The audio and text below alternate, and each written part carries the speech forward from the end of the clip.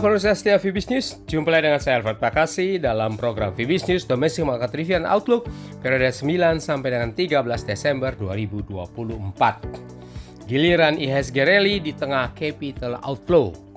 Ya, pasar investasi domestik pada minggu lalu diwarnai dengan sejumlah isu, diantaranya pasar keuangan di minggu lewat ini bias menguat dengan IHSG rally ke 3 minggu tertingginya dan mata uang rupiah flat.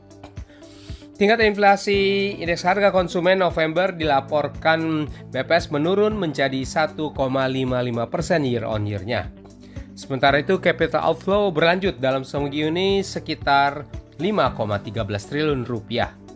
Sentimen global saat ini sekitar kemungkinan The Federal Reserve lanjut memangkas suku bunganya bulan ini.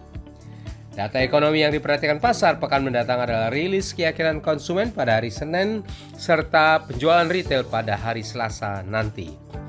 Untuk minggu berikutnya, isu proses ekonomi dalam dan luar negeri ini akan kembali warnai pergerakan pasar.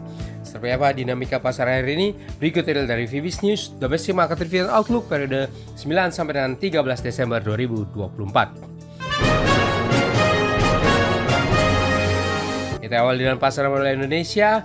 IHSG pada minggu yang baru lewat ini terpantau berakhir rebound kuat ke 3 minggu tertingginya oleh net inflow dana asing di bursa dan bergerak dipimpin terakhirnya oleh sektor utilities dan real estate.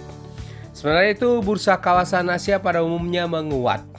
Secara mingguan IHSG ditutup menguat tajam 3,34% atau 238 poin ke level 7.382,785. Untuk minggu berikutnya, IHSG kemungkinan akan sempat terkoreksi untuk kemudian naik lagi. Ya, beralih ke mata uang rupiah, terhadap dolar AS pekan berlalu berakhir agak flat dengan melemah tipis saja dalam rentang konsolidasi 3 minggu terakhir serta mendekati arah 2 minggu terkuatnya. Di antara capital outflow pasar S-band yang terbatas, sehingga rupiah secara mingguannya berakhir melemah sempit 0,03% atau 5 poin saja ke level 15.845 rupiah per US dollar. Sementara dolar global dalam konsolidasi bias terkoreksi. Kurs USD IDR pada minggu mendatang diperkirakan akan range bound dengan tren turun atau kemungkinan rupiah konsolidatif dalam bias penguatan. Sementara itu harga obligasi rupiah pemerintah Indonesia jangka panjang 10 tahun terpantau stabil secara mingguannya. Terlihat dari pergerakan naik tipis yield obligasi pemerintah dan berakhir ke level 6,889% pada akhir pekan. Ini terjadi di tengah kembalinya secara terbatas aksi jual investor asing di pasar SBN, sementara yield US Treasury terpantau menurun di pekan ketiganya. Ya, pemirsa setia Vibis News, inflasi indeks harga konsumen pada November 2024 dilaporkan tetap terjaga dalam kisaran sasaran Bank Indonesia 2,5 plus minus 1%. Berdasarkan data BPS, ke November 2024 tercatat inflasi sebesar 0,30% month to month-nya sehingga secara tahunan menurun menjadi 1,55% year on year dari realisasi inflasi bulan sebelumnya. Kedepan, Bank Indonesia meyakini inflasi akan tetap terkendali dalam kisaran sasaran 2,5 plus minus 1% pada 2024 dan 2025. Sementara itu, posisi cadangan devisa Indonesia pada akhir November tercatat sebesar 150,2 miliar dolar AS, sedikit menurun dibandingkan posisi pada akhir Oktober.